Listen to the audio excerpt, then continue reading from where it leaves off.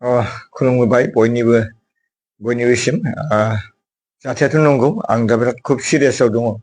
आइसिइउ रुमनिफ्राय आं दासो ओंखारदों आरो आइसिइउ रुमाव आंखौ दोनदों दा जाथाया जाहैबाय आङो जोंनि बड'लेण्ड CM काप सोलिबाय थादोंमोन बेवहाय BCDC चेयारमेनानो खुंदों नालाय बे बड'लेण्ड CM काप खुंनानै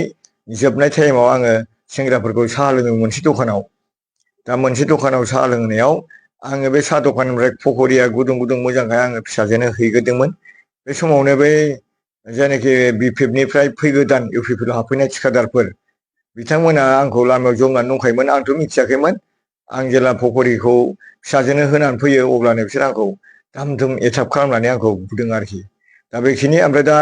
बुबाय आंखौ बिराद गाज्रि इनजुर खालामबाय आं दा आइसिइउआव थाफैनानै दा एसे रिलिफ मोनबाय आं मैयानिफ्राय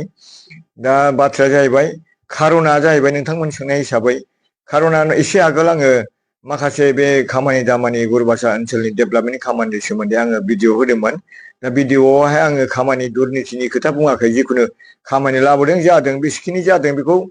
डिपार्टमेन्टआ नायबानो मोनगोन आरोखि खिन्थु बेवहाय खामानि मावनायाव सोर सोर थिखादारफोर मावदों जेनेबा सुब्रास बसुमतारी आंनिनो बिबथै जायो ओमफ्राय माधब सेत्रि बिथांमोना बे गुरुबासायाव जेसेबां खामानि जादों 12टा 15टासो खामानि जादों बिथांमोना मावजोबदों बेखिनिखौ आङो ससियेल मिडियाजों आङो आगारना होदों मानो होनबा रायजो राजाफ्रा बुंबाय थादोंमोन जे बिथांमोनाल' माबोरै खामानि मावो बोरै खामानि मोनो होननानै माखासे UPPनि फुरानानि मानसिफ्रा बोराबनायलाय आङो बे जिनिसखौ स्पस्ट होदों नंमारगौ नंमारा बे माने माधब सेत्रि मावनाय आरो सुब्रास मावनाय खामानिखौ आङो भिडिअ आकारै आङो ससियेल मिडियायाव होनाय जादोंमोन आरोखि खिन्थु खामानिया न' डाउट खामानिया मोजां जादों खिन्थु बेसेबां एस्टिमेटआव बेसेबां मावनांगौ जों बेखौ मिथिया मावनाय पइन्टखौ आं खिथादों आरोखि सुब्रास मावनाय माधब मावनाय बेखिनिखौ खिथानायाव बिथांमोना जानो हागौ माने दुखु मोननानै बिसोरो टिम बानायदों आरोखि आं खोनानो मोनदों बिथांमोना टिम बानायदों 10,000 करिया होनानै बे बुग्राफोर मानसिबो लाबोदों नामा बेखिनिखौ आं माने खोनानो मोनदों आरोखि दहायसिमाव ओमफ्राय नोंथांखौ जे एटाक खालामफैबाय मोनायाव बेनि गेजेराव नोंथाङा सिनायो नामा सोरखौबा बिथांमोननिखौ आं सिनायजोबो 6जनखौ मानसिफ्रा 15जनसो फैदोंमोन आंनि लांगोनायाव आं बिथांमोनखौ जिरायनो थिनदोंमोन जिरायनो थिननायाव जों नोंखौ जिरायनो फैयाखै नोंखौ बुनोसो फैदों होननानै बिथांमोना दम होनानै आंखौ बुदों बेवहाय 1 नाम्बाराव जाहैबाय काबुल बसुमतारी ना मोजां माथाय काबुल होनो आरोखि बे सुब्रास बिदानिनि फिसाला जोंनिनो न' खाथिनिखा ओमफ्राय बेनि गेजेराव सुब्रासआ गावनो आंखौ फंनै फंथामसो सौदों ओमफ्राय बेनि उनावहाय दैदेन होननाया बुफैदों ओमफ्राय फाखन होननायबो बुदों दा बेहाय बिरबल होननायबो फैदों बिरबल फाखन दैदेन राजा बसुमतारी ओमफ्राय बेनिफ्राय नैबे काबुल बिथांमोना आङो 7 8जनखौ आं स्पस्ट सिनायो ओमफ्राय नै मैया सिगाङाव बुंबाय सेन्ट्रेल लेभेलनिफ्राय सेंग्राफोर फाथायहरदों होननानै बेंटल गेटनि सान औवारि थिखादार आं बिथांखौथ' जेबो बुङाखै थिखादारा बेमोन नालाय बेनि नामाव बुदोंमोन दा सान औवारिया गुन्दा लानानै थांदों होननानै दा बै बुग्राफ्रा मानसिफोरनि सिगाङाव खिथाबाय जों नङामोन बे सान औवारियानि गुन्दा लाबोनानै बेखौ बेबायदि माबा खालामफैदों होननानै स्पस्ट मोनथिनो मोनदों आरोखि नोंथाङा जे दासिम UPPL पार्टिनि बा BCDCनि चेयारमेन मैया बेबायदि जाथाय जानानै थांनानै आइसिइउआव थानो गोनां जाबाय हरसे दासिम नोंथांनि हानजानि बा UPPL पार्टिनिफ्राय सोरबा दैदेनगिरिफोरा खबर लाफैदों नामा दैदेनगिरिफ्राथ' खबरखौ लाफैनाय जायाखै खिन्थु जोंहा सासे दैदेनगिरि जेनेबा आगुनि UPPLनिनो सेक्रेटारि सेन्ट्रेल सेक्रेटारि मावथि हाज'वारि ब्रह्म बिथाङा अहरह मैयानिफ्राय खबर लादों ओमफ्राय दिनैबो खबर लाफैदों आंखौ मिडिया थिडिया दाहोथ' र' जों रायलायगोरनि होननानै बुंदों आरोखि खिन्थु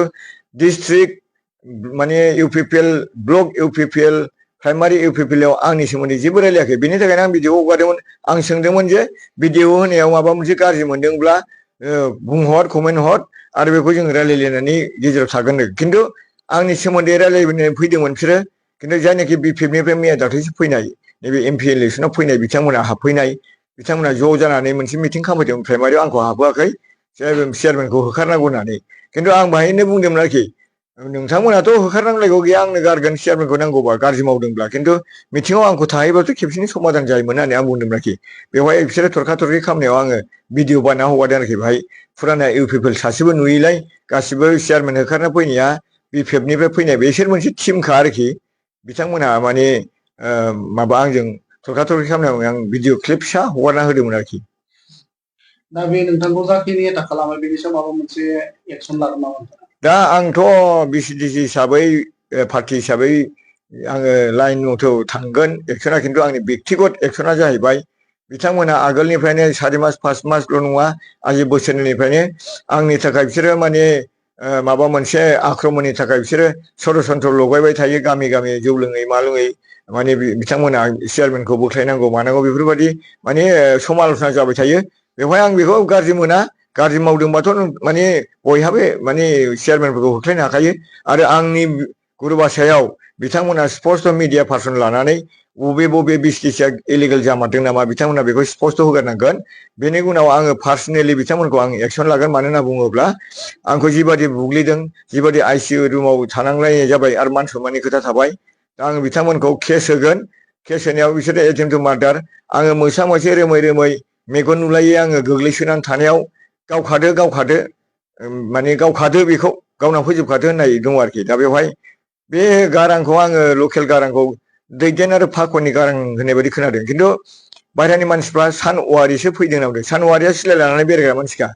पिस्तल लानानै गोदोनिफ्राय बिदि दादागिरि खालामो दा बे सानवारि जाखो ना सोर जाखो आं मैयासो नलेज मोनदों जे दहायसो सानवारिबो फैदों होननानै गतिके दैदेनखौ आङो आइडिया खालामदोंमोन बे गावदो होननायाव ओमफ्राय दा सानवारि फैदोंबा किसान साननि मानसियानो जानो हागौ बेखिनिखौ आं फिल खालामदों आरोखि दा बिनि थाखायनो आङो बिथांमोनखौ जेरैबाबो आङो एरेस्ट खालामनायनि बेब'स्थाखौ लागोन आरोखि नैबे दुखुनि समावबो जोबथा मोनसे सोंथि दा नोंथाङा बुंनो थांनाय बायदि जों नुनो मोनो गोजाम इउपिपिएल आरो गोदान इउपिपिएलनि गेजेराव सिङाव माबा मोनसे हंगार सोलिगासिनो दङ नामा बेयो निस्सय नोंथाङा मोजां कुइसनखौनो सोंदों हंगार सोलिगासिनो दं थारमाने जोंनि गोदोनिफ्रायनो फुराना इउपिपिएलफ्रा सोमला सोमथा लावगा लावगे एखेबारे रानदों रुनदों जेलानाखि प्रमद बर' सारा बा गबिन्द बसुमतारी राजा लामा जथे होदोंमोन आन्दलन खालामदोंमोन नङा होमबा बे समाव बिराद जोगोनार खुमब्रा खांनानै माइरं खांनानै रायजोफोरखौ आन्दलनकारिखौबो जाहोबोदोंमोन दा बैफोर पिसिडिआर डाबल पिनिफ्राय फैनाय जोंनि इउपिपिएलनि जेनाखि सोद्रोमा बिथांमोना दिनैसिम जेबो गरसेबो थाखा रां आरजिनो हायाखै आरो स्किम सुबिदा मोनाखै बेनि थाखायनो सम सम आल'सना जायो जे गोदान गोदान फैनानैसो नै दिनैनो फैयोबा दिनैनो आर'नाइ गानोबा स्किम हरो नङा होमबा माबा मोनसे सुबिदा हरो बेनि थाखायनो बेखौ नुनानै आंनि सिगाङाव बुंबाय थायो चेयारमेन हिसाबै माने जोंनि इउपिपिएलखौ नायसनला फुराना मानसिफोरखौ नायसनला बिदिबा जों इउपिपिएल थाला जोंबोथ' थानानै मालाबा बेबायदि मोनसे खुद्रिखांनाय बाथ्राफोरखौ बिसोरो बिथांमोना आंनि सिगाङाव बुंबाय थायो ओमफ्राय आं बुजायो आरोखि देख थिगैनो जागोन दा लासै लासैनो दा बेबायदि सिङाव बिराद हंगार दङ दिनै आं नोंथांमोननि मिडियानि गेजेरजों बुंफ्लांबाय आं बुंनो गोसो जायाखैमोन नोंथांमोननि कुइसन खालामनायाव दिनै ओंखारबाय जे निस्सय जोंहा फुराना इउपिपिएलआ माने गोसोआव बिराद आघात दङ बेनि थाखायनो दिनै गोजाम माने जेनाखि माने गोदान इउपिपिएलफ्रा फैनानै स्किम सेंसन लाख कौटि थाखानि खामानि मावगासिनो दं बेवहाय गोसोआ गोजोननाय गैया आरो गावजों गाव हिंसा हिंसि मेगन सालायनाय खुद्रिलायनाया बारा जाबोदों गामि भितरिया ओनसोलाव बेखिनिखौ आं नोंथांमोननि सिगाङाव स्पष्ट बुंबाय आरो